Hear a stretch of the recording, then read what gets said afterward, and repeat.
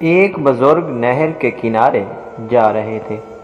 ان کو بھوک بھی لگی ہوئی تھی، مگر فقیر بندے تھے، خرچ کرنے کے لیے پاس کچھ تھا نہیں۔ نہر میں ایک سیب دیکھا جو بہتا ہوا جا رہا تھا۔ انہوں نے سیب پکڑ لیا اور اس کو کھا لیا۔ بھوکے بندے کی تو سمجھ بھی کام نہیں کرتی۔ کھانے کے بعد خیال گزرا کہ یہ سیب تو میرا نہیں تھا، یہ تو کسی اور کا تھا، میں نے بغیر اجازت کھا لیا۔ مجھے اس بندے سے یا تو معافی مانگنی ہے یا قیمت ادا کرنی ہے۔ چنانچہ جدھر سے پانی آ رہا تھا اسٹریم ادھر جانے لگے۔ آگے کچھ دور جانے کے بعد دیکھا کہ ایک باغ ہے جس میں سیب کے درخت ہیں۔ سمجھ کیے کہ یہاں سے گرا ہوگا۔ باغ کے مالک سے ملے اور کہا میں نے آپ کے درخت کا سیب کھا لیا ہے، لہذا یا تو معاف کر دیں یا قیمت لے لیں۔ اس نے کہا معاف تو میں نہیں کرتا، ہاں قیمت ادا کر دو۔ کہنے لگے جو بھی قیمت ہوگی مزدوری کر کے دے دوں گا۔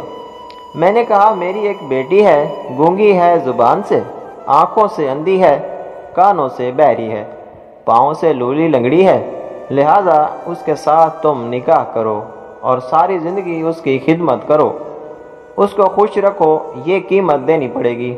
فکر میں پڑ گئے، مگر دل نے کہا کہ دیکھو یہ مجاہد برداشت کرنا آسان ہے، قیامت کے دن اللہ رب العزت کے سامنے ملزم بن کر کھڑا ہونا یہ بڑا مشکل کام ہے۔ آخر کار تیار ہو گئے، نکاح ہو گیا۔ جب وہ اپنی بیوی کے پاس گئے تو حیران چاند کا ٹکڑا، آنکھیں خوبصورت، بولنے والی، سننے والی، سمجھنے والی، حیران ہو کر اس سے پوچھا کہ تم اپنے باپ کی ایک ہی بیٹی ہو یا کوئی اور بھی تمہاری بہن ہے؟ اس نے کہا میں ایک ہی بیٹی ہوں۔ خیر رات گزر گئی۔ اگلے دن سسر سے ملاقات ہوئی۔ سسر نے پوچھا کہ بتاؤ مہمان کو کیسا پایا؟ کہا آپ نے تو سچویشن کچھ اور ہی بتائی تھی، مگر وہ تو ایسی نہیں، وہ بہت دانا بنا، آپ کے بتلائے ہوئے ہر عیب سے مبرا ہے۔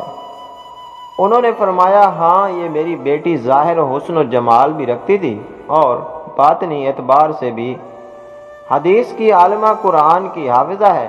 میں چاہتا تھا اس کے لیے کوئی ایسا خاوند ڈھونڈوں کہ جس کے دل میں اللہ کا خوف ہو، کیونکہ جس کے دل میں خوف خدا نہ ہو وہ بیوی کے حقوق صحیح ادا نہیں کر سکتا۔ اسی لیے سورہ النساء پڑھ کر دیکھیں، ہر دوسری چوتھی آیت میں اتقوا اللہ ہے، کیونکہ اللہ تعالیٰ جانتے ہیں کہ جب تک اللہ تعالیٰ کا خوف دل میں پیدا نہیں کریں گے وہ دوسروں کے حقوق کو صحیح ادا نہیں کر سکیں گے۔ تو میں چاہتا تھا کہ کوئی ایسا بندہ ملتا۔ جب تم نے ایک سیب کی وجہ سے معافی مانگی تو میں نے کہا اس کے دل میں خوف خدا ہے، اس لیے میں نے اپنی بیٹی کے لیے تمہیں خاوند کے طور پر تجویز کیا۔ دونوں ساتھ رہنے لگے۔ اللہ رب العزت نے انہیں بیٹا دیا جس کا نام انہوں نے نعمان رکھا۔ یہ نعمان بڑا ہو کر امام اعظم ابو حنیفہ ہوئے۔ اگر ہماری ویڈیو اچھی لگی ہو تو اس کو لائک کریں اور چینل کو سبسکرائب کریں اور ساتھ دیے گئے گھنٹی کے نشان کو دبانا نہ بھولیں تاکہ ہماری ہر آنے والی ویڈیو سب سے پہلے آپ تک پہنچ سکے۔ شکریہ، اللہ حافظ۔